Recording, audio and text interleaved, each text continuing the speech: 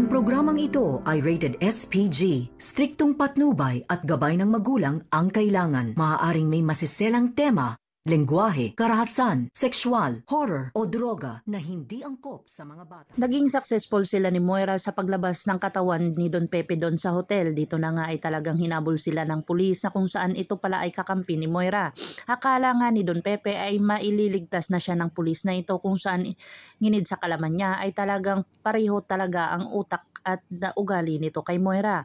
Dito na talaga dinala si Don Pepe sa isang lugar kung saan pinahinga siya dito at talagang pinakain pa siya kung saan sinabihan niya dito ang isang pulis na may mabuting puso ka pala kung saan dito na napag-isip-isip ang pulis na bibigyan daw siya ng 10 milyon kapalit ng kalayaan ni Don Pepe.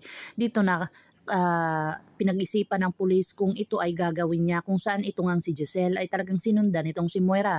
Pagkatapos nilang magkita ni Dr. RJ Tanyag at ni Moira doon sa isang restaurant na kung saan nag-usap sila tungkol kay Don Pepe at talagang kinumpronta siya ni Nerissa kung may kinalaman talaga sa pagkawala ni Don Pepe. Dito na inamin ni Moira na kung saan sinabihan siya dito na ayaw niyang madamay sa kung ano man ang ginagawa ni Moira.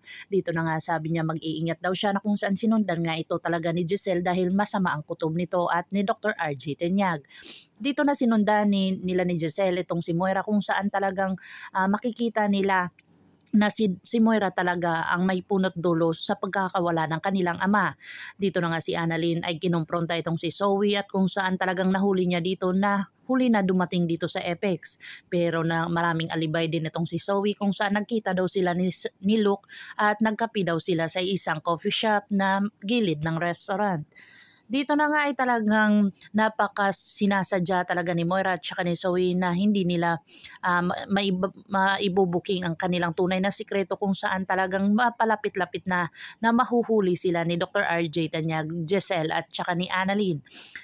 Talagang kinumpronta din ni Dr. Carlos Benetes itong kanyang anak na si Zoe kung saan talagang nagalit pa ito dahil sa sinabi ni Dr. Carlos na may kinalaman ka daw sa pagkawala ni Don Pepe. Dito na talagang umaamin si Zoe dito sa kanyang ama na kung saan talagang porsigido din itong hindi malaman ang katotohanan dahil mabubulaga silang lahat.